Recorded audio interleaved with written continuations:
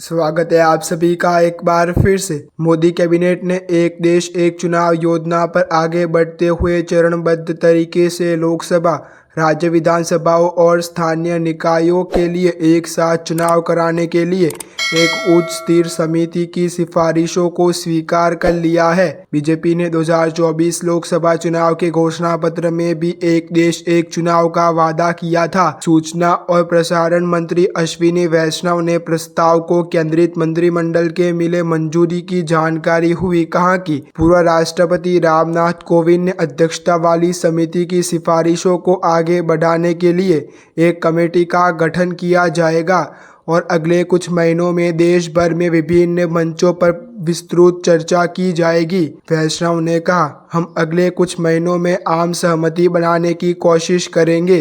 हमारी सरकार उन मुद्दों पर आम सहमति बनाने में विश्वास करती है जो लंबे समय में लोकतंत्र और देश को प्रभावित करते हैं। यह एक ऐसा विषय है जो हमारे देश को मजबूत करेगा। पूर्व राष्ट्रपति रामनाथ कोविंद ने अध्यक्षता में बनी कमेटी ने 18 संवैधानिक संशोधन की सिफारिश की, जिनमें से अधिकांश को राज्य विधानसभाओं द्वारा अनुसमर्थन की आवश्यकता नहीं होगी। हालांकि इसके लिए कुछ संविधान संशोधन विधायकों को आवश्यकता होगी जिन्हें सांसद द्वारा पारित करने की जरूरत होगी। एक मतदाता सूची और एक मतदाता पहचान पत्र के संबंध में कुछ प्रस्तावित संशोधन के लिए कम से कम आधे राज्यों द्वारा समर्थन की जरूरत होगी। एक देश एक चुनाव पर गठित उच्च स्तरीय समिति के लोकसभा चुनाव की घोषणा से पहले मार्च में रिपोर्ट सौंपी थी। समिति ने एक देश एक चुनाव को 2 चरणों में लागू करने की सिफारिश की। पहले चरण में लोकसभा और राज्य विधानसभाओं के लिए एक साथ चुनाव कराने और उसके बाद दूसरे चरण में आम चुनावों के 100 दिनों के भीतर स्थानीय निकाय चुनाव कराए जाएंगे। समिति ने भारत के चुनाव आयोग द्वारा राज्य निर्वाचन प्राधिकारियों से विचार विमर्श कर एक साझा मतदाता सूची और मतदाता पहचान पत्र बनाने की भी सिफारिश की। अभी लोकसभा और विधानसभा चुनाव कराने की जिम्मेदारी भारत के निर्वाचन आयोग की है, जबकि नगर निगमों और पंचायतों के लिए स्थानीय निकाय चुनाव राज्य निर्वाचन आयोग करते हैं। इसके अलावा विधि आयोग भी एक साथ चुनाव कराने पर अपनी रिपोर्ट जल्द ही पेश कर सकता है। प्रधानमंत्री नरेंद्र मोदी ने एक साथ चुनाव कराने के प्रबल समर्थक रहे हैं।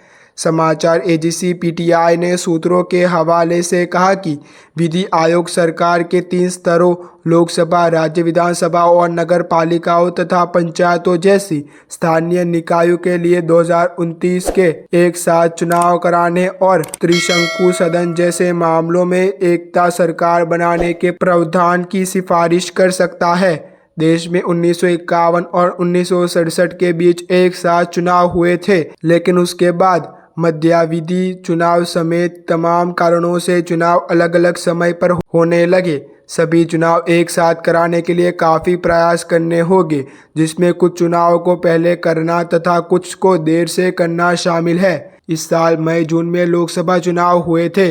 इसके साथ ही ओडिशा, आंध्र प्रदेश, सिक्किम और अरुणाचल प्रदेश में विधानसभा चुनाव हुए। जम्मू कश्मीर और हरियाणा में विधानसभा चुनाव प्रक्रिया अभी चल रही है, जबकि महाराष्ट्र और झारखंड में भी इस साल के अंत में चुनाव होने हैं, जबकि दिल्ली और बिहार उन राज्यों में शामिल है जहां 2025 में चुनाव होने हैं। इसके अलावा असम, केरल, तमिलनाडु, पश्चिम बंगाल और पुडुचेरी की मौजूदा विधानसभाओं का कार्यकाल 2026 में समाप्त होगा, जबकि गोवा, गुजरात, मणिपुर, पंजाब, उत्तर प्रदेश और उत्तराखंड की विधानसभाओं का कार्यकाल 2027 में समाप्त होगा। हिमाचल प्रदेश, मेघालय, नागालैंड, त्रिपुरा और तेलंगाना में राज्य विधानसभाओं का कार्यकाल 2028 में समाप्त होगा।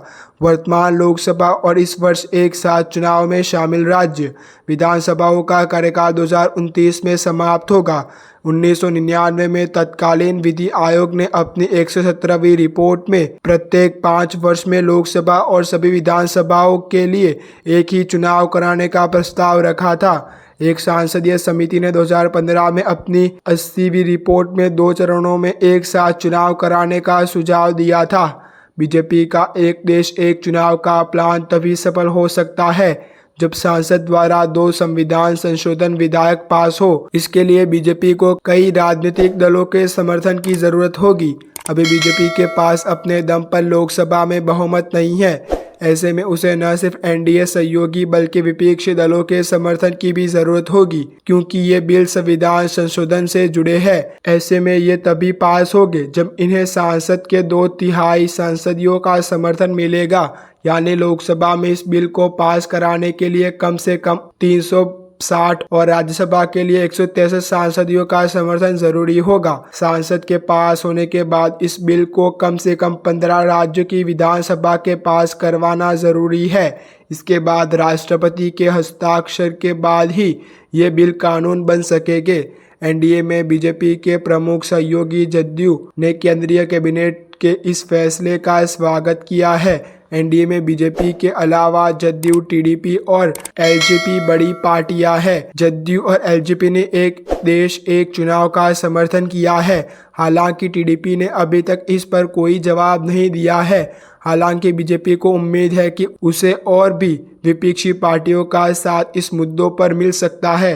दरअसल पूर्व राष्ट्रपति रामनाथ कोविंद ने अध्यक्षता में बनी कमेटी ने 62 राजनीतिक दलों से भी राय ली थी। हालांकि 45 ने इस पर जवाब दिया। इनमें से 32 ने एक साथ चुनाव कराने का समर्थन किया और 15 ने इसका विरोध किया। पूर्व राष्ट्रपति रामनाथ कोविंद ने अध्यक्षता वाली समिति की रिपोर्ट में कहा गया है कि 15 राजनीतिक दलों ने कोई जवाब नहीं दिया। राष्ट्रीय दलों में कांग्रेस, आम आदमी पार्टी, बहुजन समाज पार्टी और मार्क्सवादी कम्युनिस्ट पार्टी ने प्रस्ताव का विरोध किया। वहीं कांग्रेस अध्यक्ष मल्लिकार्जुन खड़गे ने कहा कि एक साथ चुनाव व्यावहारिक नहीं है। उन्होंने आरोप लगाया कि बीजेपी चुनाव आते ही वास्तविक मुद्दों से ध्यान भटकाने के लिए ऐसी बात कर रही है। इंडिया एक्सप्रेस की रिपोर्ट के मुताबिक आवश्यक सर्वसम्मति बनाने का एक तरीका संशोधन विधेयकों को स्थानीय समिति का या संयुक्त संसदीय समिति जैसी किसी संसदीय समिति को भेजना है। इन पैनलों में विपक्षी सांसद भी शामिल होते हैं। ऐसे में यहाँ चर्चा से आम सहमति बन सकती है। ऐसे ही अच्छे न्यूज़ जानने के लिए आप हमारे YouTube चैनल को सब्सक्राइब करना ना भूलें।